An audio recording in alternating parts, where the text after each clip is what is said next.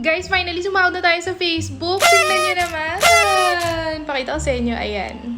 So, good na good talaga ang morning. Guys, sobrang sorry for my hair. Kakagising ko lang. At nagising ako kasi nag-notif sa akin yung Gmail from PayPal. My gosh. Gusto ko ipakita kay Tito Ders kasi first time naming sasahod sa Facebook. Ang ingay ng boses ko, no? Umagang-umaga pa kasi dito. Kasi yung dito sa lugar namin is pagka nag-ingay ka, bulahaw na bulahaw, rinig na rinig sa ibang lugar. So, wait lang. Papakita ko kay Tito Ders. Naliligo nga si Tito Ders eh. May papakita ako sa'yo. Busy ka ba? May papakita ako sa'yo. Bilisan mo. Sige, dali.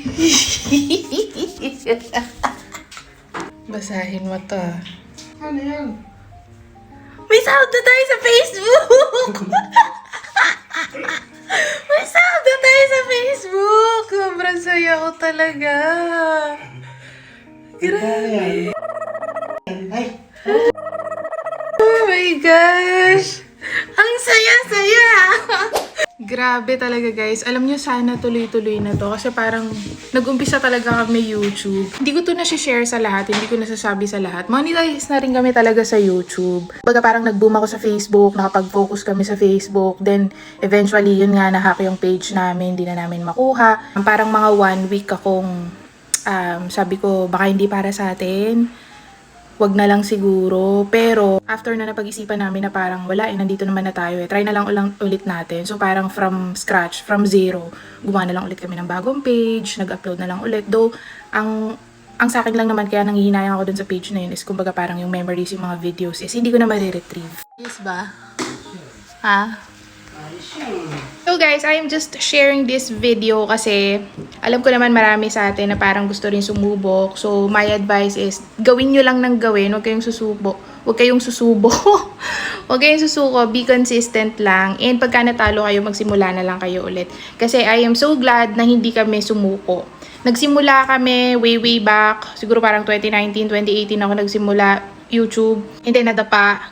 Nawala yung page namin because syempre hindi kami nag-iisip na hack kami, ganyan. Tapos syempre na-confuse, hindi mo alam kung magsisimula ka ba ulit or isusuko mo na. Pero dahil nga syempre pangarap namin to, nagsimula kami ulit. So lately na-realize ko parang hindi ko na-appreciate yung mga small wins namin sa buhay. Kumbaga parang minsan kasi nakakapag-focus ka parang sa problem sa life, 'di ba? Pero hindi. This 2023 kasi is parang marami naman ding naibigay sa'yo si Lord. Baka hindi mo lang napapansin. Katulad ng business. 2023 sana makapag-business tayo. Binigay. So andyan na. 'Di ba? So parang nai-stress ka na minsan napapagod ka. Anong nirereklamo mo? You ask for it, binigay sa'yo.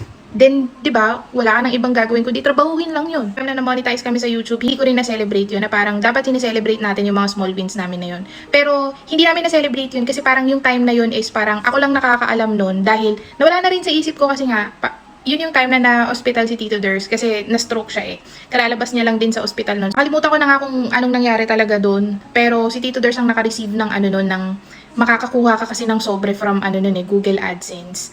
Kasi bibigay sa'yo yung PIN. So si Tito Ders ang nakakuha. So parang nagkagulatan lang kami na, uy, may email ka from Google. Tapos yun na, nalaman namin na parang, uy, monetize na pala. So wala lang guys, sobrang happy ko lang talaga. So parang naisip ko lang, kung meron man siguro akong red flag, of course, lahat naman tayo meron. Siguro yun yung mga bagay na parang, imbis na mag-focus ka sa something na meron ka, or sa blessing na meron ka, minsan nakakapag-focus tayo sa problem kasi parang siguro hindi natin ma-stand yung pain, kaya parang doon tayo nagfo-focus. Pero, count your blessing. Kumbaga parang sa amin, okay naman yung pamilya ko, okay naman kami ni Tito Ders. I have solid friends na hindi matatawaran, na alam kong family-like, and binigyan kami ng business. And, ngayon, sumahod pa tayo sa Facebook. And so, parang, tapos may mga sideline. Parang sabi ko, kailangan baguhin lang talaga yung mindset. Pero anyway, another motivation na naman to para syempre magsipag. And sana, hopefully, talagang alam nyo yon, dumating tayo sa point na tipong magre-resign na tayo sa work kasi talagang gagawin na natin is yung talagang passion natin. Yung gusto talaga natin gawin. So, sa mga kapwa ko, kapwa namin na sumusubok din,